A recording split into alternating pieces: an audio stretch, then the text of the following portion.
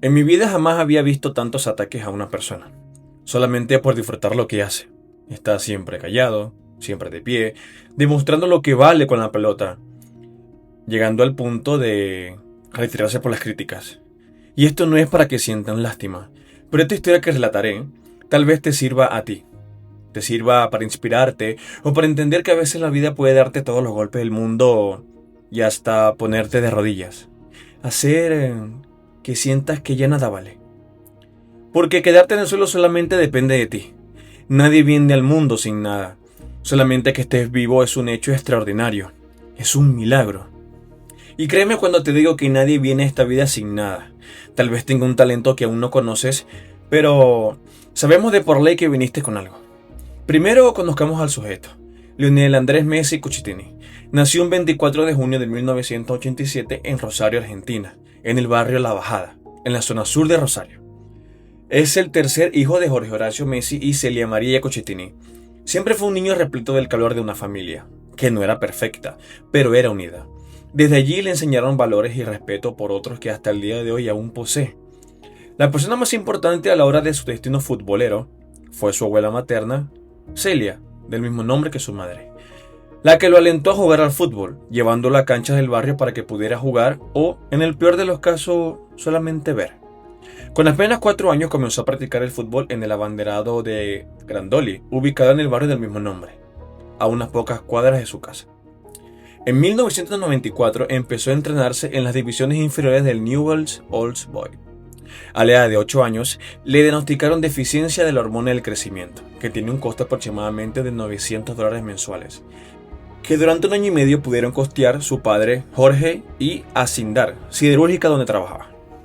A los 13 años fue a probarse en River Plate. Eduardo Abrahamian, encargado de las divisiones infantiles del club, pidió su incorporación, pero esta jamás se concretó por dificultades a la hora de negociar con Newell's. Messi en su momento comentó: "Yo estaba en Newell's y fui a probarme a la escuela de River en Rosario. Uno de los chicos que iba me dijo de ir y yo dije que sí. Después me trajeron a Buenos Aires. Eran categoría 85, todos más grandes. Yo jugué tal vez 15 o 20 minutos. Me dijeron que vuelven 10 días con mi categoría. Volví e hice 3 o 4 goles y me dijeron que tenía que quedarme, que tenía que llevar el pase. Ellos iban a hacer cargo del tratamiento. Newell's nunca me bancó en ese sentido, nunca me lo pagó. En River me dijeron que tenía que llevar el pase, y cuando fui a Newell's me sacaron literalmente cagando. Peleamos y peleamos, pero el pase nunca me lo dieron. Nunca me dieron el pase. Después salió todo lo de Barcelona. Esto fue un duro golpe para la familia. Pero gracias a esas pruebas, 2 ojeadores de Buenos Aires, enterados de su paso por River Plate, se pusieron en contacto con un socio del Barcelona, Horacio Gaggioli, quien a su vez se comunicó con el agente José María Minguella, quien decidió llamar a Carles Recharch para pedirle que lo aprobara. Después de varias pruebas, varias semanas transcurridas donde Messi siempre rendía con goles, con pases y regates, donde incluso debían de cambiarlo de equipo para equilibrar un poco más la balanza y hacer que todo fuera un poco más justo, Charles, a ver ese pequeño argentino desbordando magia en el campo, dijo estas palabras: "Estamos claros que tenemos que ficharlo o vamos a terminar arrepintiéndonos". Sin embargo, los problemas y los obstáculos seguían. La dirigencia no aceptaba la contratación.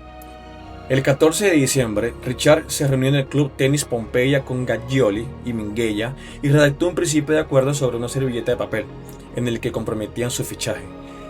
Allí fue el momento en donde sucedieron uno de los hechos más impresionantes en la historia del fútbol.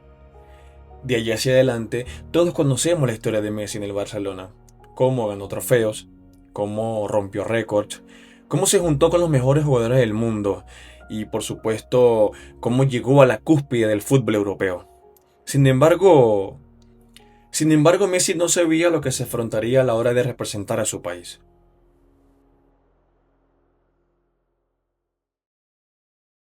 Sí, ¿qué nombre y apellido? Lionel Messi. El mejor jugador de la cancha, fuiste elegido por nosotros, ¿sabías? No, ¿Te acordás cómo fuiste? ¿Cómo fueron los goles para contarle a la cámara? el segundo. Segundo, bueno, a ver, contame. Saca el lateral Federico Rosso, Grigini la toca para Luca me la devuelve atrás y le pego ahí. Le pegaste 2 goles y te nació tu Messi. ¿A quién le querés dedicar este campeonato? A mi papá, a mi tío y a toda mi familia, a todos los que me conocen. Bueno, gracias. Es importante saber esto. Messi, al llegar a Barcelona, se rumoreaba que recibió varias invitaciones para representar a España, pero como todo argentino que crecieron con la imagen de Diego Armando Maradona, su deseo, su pasión y amor al albiceleste hicieron peso a la hora de decidir a qué país representar, y así se inclinó por Argentina, sin siquiera tener una mínima pizca de duda.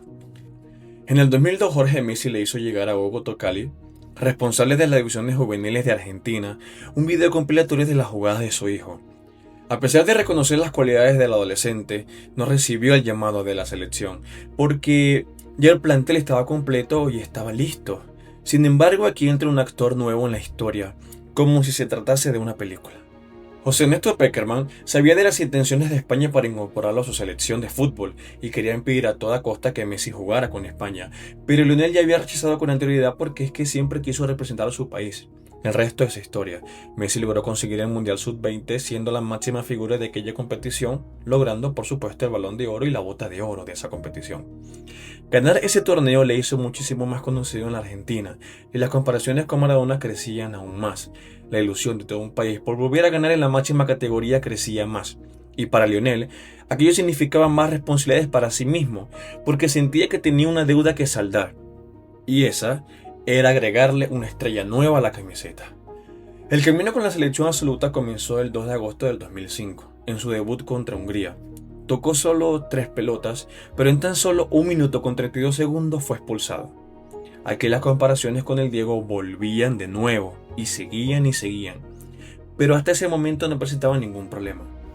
Y así como los años pasaban con la selección, llegó el Mundial del 2006 en Alemania, donde Messi fue convocado en la lista final, pero venía de una lesión sufrida en marzo, y no se estaba seguro si iba o no a ser titular. Argentina avanzó con paso firme hasta los cuartos de final, donde se enfrentarían a Alemania, donde tras unos 90 minutos, más el tiempo extra y unos decisivos penales, la Argentina quedaría eliminada. Messi no participó en esos cuartos de finales, viendo todo el partido desde el banquillo. Buena parte de la prensa y opiniones generales, tanto de Argentina como española, criticaron fuertemente a Pekerman por aquella decisión. Tanto fueron las críticas que Néstor decidió dar un paso al costado y renunciar a la selección. Fue un momento muy duro para todo el país caer ante los teutones, pero la vida misma a veces parece tener un sentido del humor bastante pesado, bastante fuerte. Pero aún falta mucho para eso. Vamos a trasladarnos ahora al 2010. En ese año llega Diego Armando Maradona al banquillo de la selección. Junto con la mano de Lionel y una camada nueva de jugadores, la ilusión estaba por los cielos. Los argentinos sentían la copa cada vez más cerca. Ahora súmale a esa emoción que el mismísimo Diego le daba la 10 a Messi. Ahora llegamos al Mundial de Sudáfrica 2010, una nueva prueba para la albiceleste para conseguir la tan ansiada Copa del Mundo, que hasta ese entonces tenían 24 años sin ganarlo. Así que la esperanza estaba puesta en la mano de Dios, como se le conocía a Maradona por aquel gol mítico contra Inglaterra. Damos comienzo al Mundial del 2010. La presión era muy presente, ya que ese año Messi había conseguido su Balón de Oro y las comparaciones crecían muchísimo más. Argentina avanzaba con un paso firme, donde se le veía campeona, dando fuertes demostraciones de un buen fútbol. Messi siendo figura en varios partidos. Todo iba miel sobre hojuelas. Pero ¿recuerdas cuando te dije que la vida tiene un sentido del humor bastante extraño? Pues bueno, llegamos a los cuartos de final de nuevo, y Argentina se enfrentaría a la poderosa Alemania de Thomas Müller, donde por segunda vez consecutiva, lastimosamente caían eliminadas ante los teutones. Otra vez, sí, otra vez, quedaban frente a esa instancia. El dolor de esos jóvenes era palpable, pero los golpes de realidad seguían, la ilusión, los sueños de levantar una copa por tercera vez se esfumaron. Tal presión hizo que Maradona, junto con la Federación Argentina de Fútbol, llegaran a un acuerdo para que el Diego abandonara la selección. Los fallos, uno tras otro, hacían hueco frente a la psicología de Messi, donde algunas acusaciones ya comenzaban a nacer. Le comenzaron a decir el español o pecho frío, pero nadie sabía lo que le esperaba al joven Lionel, que a pesar de todas las críticas seguía representando a la selección con el mismo amor y cariño. En los 4 años siguientes al Mundial del 2014 llegó la Copa América 2011, donde se jugaría en suelo argentino. Si antes la selección y Lionel tenían presión, imagina ahora que tenían que jugar una nueva Copa, pero esta vez en su suelo. Sin duda, sumaría muchísima más. Pero por obra del destino, Argentina quedaría eliminada frente al Uruguay de Forlán y compañía, y adivinen en dónde. Otra vez en cuartos de final. Las críticas sobre Messi seguían y esta vez eran muchísimas peores, porque se le acusaba de solamente rendir en Barcelona, de que solo sentía la camiseta de los blaugranas. Aquí hasta la mente más fuerte habría cedido ante semejantes acusaciones, donde se le tenían que sumar las que recibía por parte de periodistas argentinos, donde día tras día crecían más y más, donde su país comenzaba a pedir que se fuera de la selección. Pero si pensaste que ya nada podría ponerse peor, esta historia está simplemente comenzando. Llegamos al Mundial del 2014 en Brasil. La selección argentina avanzó en fase de grupos con victorias, algunas sencillas y otras más sufridas. Y así llegaron los octavos de final, frente a una Suiza que después de cumplidos los 90 minutos en un total empate, llegaron los 30 del tiempo complementario, donde al minuto 118 el 10 asistió al fideo, llegando así al 1-0, y así pasar a la siguiente estancia, llegando de nuevo a unos cuartos de final, los tan odiados cuartos de final, aquella instancia donde el albiceleste tenía años sin lograr superar. Se enfrentaban frente a una renovada Bélgica, donde una nueva era dorada estaba surgiendo. Fue un partido reñido, pero la Argentina logró superar aquella instancia con un total de 1-0. La victoria frente a Bélgica se celebró como si fuera un título, porque después de 24 años sin jugar unas semifinales, lograban pasar de unos cuartos. La ilusión crecía más para el pueblo argentino, y la presión, por supuesto, que aunque no era palpable por el estallido de los aplausos hacia la selección, seguía creciendo tras bastidores. Y así llegamos a las semifinales, donde se jugarían la vida contra Países Bajos.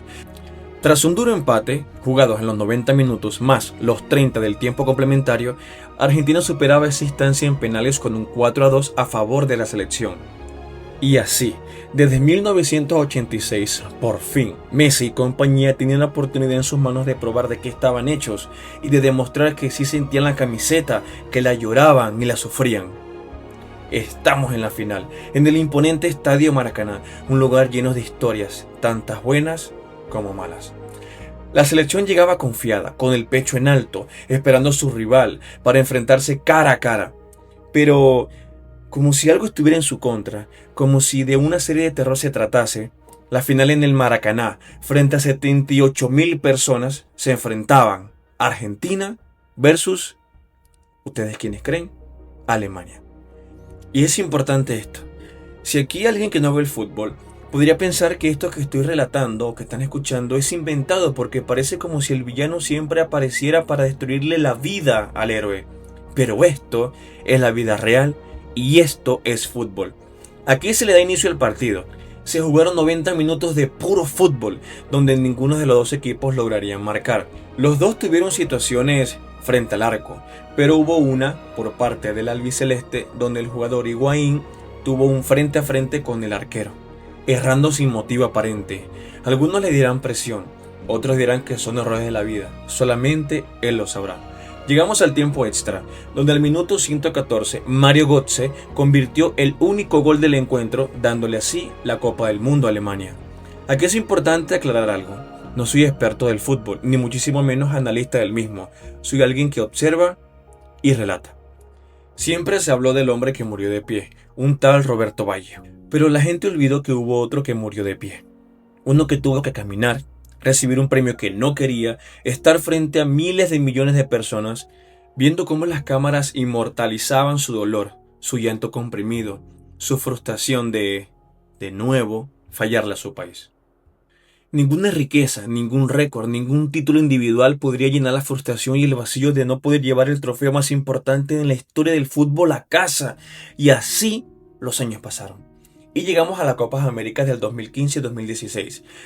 Relatar estos partidos sería muchísimo más lamentable, pero es que la gran mayoría ya saben lo que aquí sucedió. No haré castillo de arena con las cenizas que quedaban de aquella selección, pero lo que sí sabemos es que después de la final de 2016 frente a Chile, donde el albiceleste perdió, él vio a Pablo Rosso, encontró a Lionel Messi, y oye, es el Messi de los récords, de los balones de oro, de las gambetas extraordinarias, llorando como un niño en el vestuario a las 2 de la mañana. Muchos que no entienden la responsabilidad que se sienten por ser la máxima estrella en la historia del fútbol, dirán que con las riquezas que posee el astro argentino, nadie podría llegar a sentir tristeza. Pero aquí quiero darte un golpe de realidad. Messi había crecido en Rosario, Era de una familia unida, donde su abuela fue quien apoyó sus sueños de jugar al fútbol, donde su padre dio el todo por el todo, donde rechazó la insistencia de la selección española, donde su único deseo, y me atrevo a decir, el más grande de su vida, era jugar para su país, darle la Copa del Mundo. No hay riqueza que pueda llenar la alegría de conseguir, por fin, llegar a la meta que te propusiste desde niño. Messi sentía que había fallado a su abuela, a su padre, a su familia, les había fallado a todos. Que ya nada valía la pena, que su camino por Argentina había acabado. Un hombre que era gigante en el campo, no pudo más con las críticas de su propia gente. Encendía la televisión y cada canal deportivo le lanzaba críticas a Messi. Le decían pecho frío, frionel, que se fuera, que jamás sería como Maradona.